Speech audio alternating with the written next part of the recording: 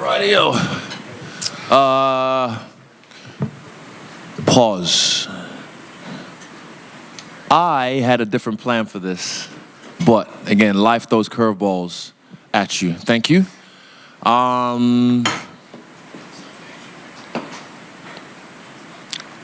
Win or lose, I wasn't gonna say much anyway, but right now, I lost tonight to the better man on the night, and I just want to go with people, be with people who care about me, my team, and they're waiting for me, so I'm going to do that. But I will leave you in the capable hands of a man who is much smarter than me. I'll admit this on worldwide, national media. I'll leave it with Eugene Bareman. He'll handle this for the first time. I want to go chill, have some breakfast, build my family, and yeah, till next time.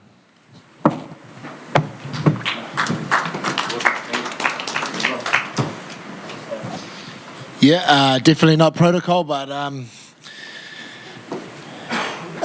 we want to. This is our team. This is how we do it. He wants to go. He wants to be protected, and it's our job to protect him. So, if this is what he wants, this is what he gets. This is his time right now. He's in a time of need right now. So, if I have to sit up here in front of you guys, then I have to sit up here in front of you guys for him. If you have any questions, yeah. Huge. I think most people would agree that was not the Israel Adesanya we're used to seeing in there tonight. He looked slow, he looked off, kind of fatigued early. Can you tell us anything about his performance and maybe why that was the reason? What was the reason? Look, the universe does things, and I feel I think Sean's a great fighter, and I never once thought that Sean wasn't capable of beating Israel. But I thought if Israel performed to the fullest of his capabilities, it would be a very hard fight for Sean. There was an alternate kind of universe where if Israel performs his poorest or poorly, where Sean could win. And I'm sitting in that universe right now. So he had an off night. Training camp was great. I'm not going to make any excuses in regard to that. Leading up to the fight week was great. Sparring partners, everything, all the technical little things to do with the camp, they were all perfect. So there's no excuses there. He came in, he had an off night. He couldn't see the same things that we were seeing. We couldn't make a good connection in the corner. It was just a frustrating night, yeah. But why was it a frustrating night? Well, it was a frustrating night because of the opponent. Don't take nothing away from the opponent. Dana has already been in here and said, we'd like to see a rematch. Do you drastically change things ahead of that? Or do you think, well, we think we got it right, Israel just had an off night, and hope that that doesn't happen again?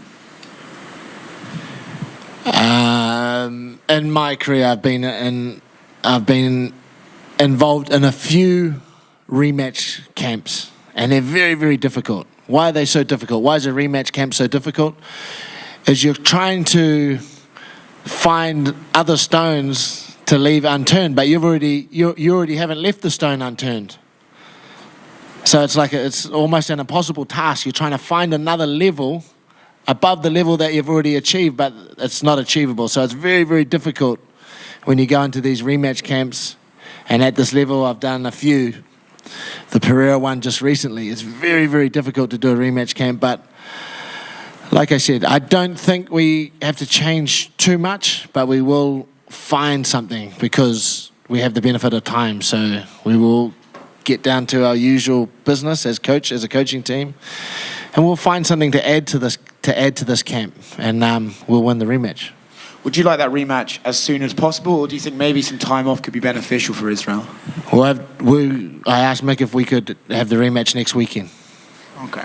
So whether he grants it, I'm not sure, but I'm just very confident that we can change the outcome of this fight with very minor adjustments. What I'm saying is we couldn't get Israel to enact our plan. There wasn't much cohesion in the corner. You have nights like this, and I think we can do the rematch tomorrow, and I think we can have a good night. Thanks, mate. Yeah, I'm just curious. In that first round, when Sean landed that blow that did drop Israel, was there any moment that like that was the moment maybe Israel didn't recover, or it just caught him off guard, or did that just set the tone for the rest of the fight?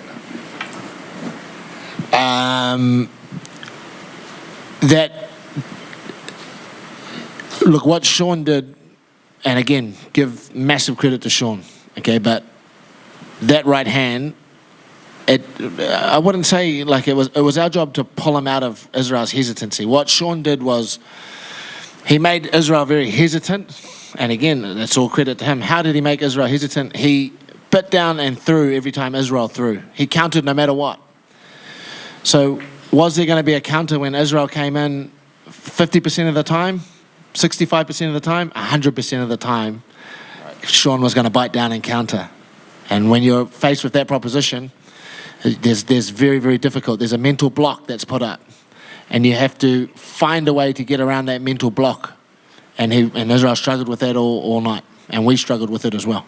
Were you surprised at all that Sean didn't try to maybe grapple more in there, and maybe that throw Israel off his game?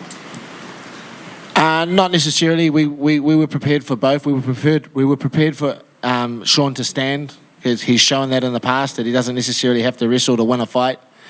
And we were especially prepared for Sean, if his awkward style was giving Israel difficulty, we were prepared for Sean to stick to that, stay the course, which he did, and we tried to find the adjustments, and we just couldn't tonight.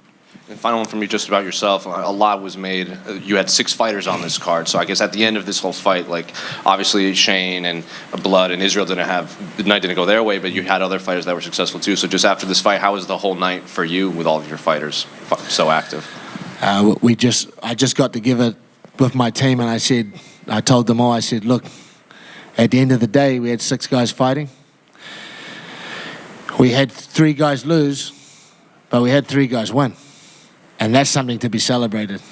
And this achievement, getting ourselves to this level, to this point, and those 3 guys winning, that's why Israel's taken off. He's gone to get to the after party, and he's gone to celebrate those 3 guys' wins and our achievement. So that's how we feel. Just a little bit on those 3 guys. Just want to shine some light on the 3 guys that did win. Give us your thoughts on some of the big moments from tonight and the big victories, and some of your favorite moments from that. Look, Carlos, his right leg was incapacitated during the week. He could not walk on it. I don't know if any of you noticed him limping, but he did not once think to himself that he's going to pull out of that fight. He went out there, it was hard. He was very hard on his right leg, but he went out there and won, and he showed heart. Tyson showed what he's been working on for all this time at City Kickboxing. Crisp, accurate striking, straight down the middle, good positioning. And Kevin just showed that he belongs at this level. So that's what me and Izzy are celebrating tonight. Thank you, guys.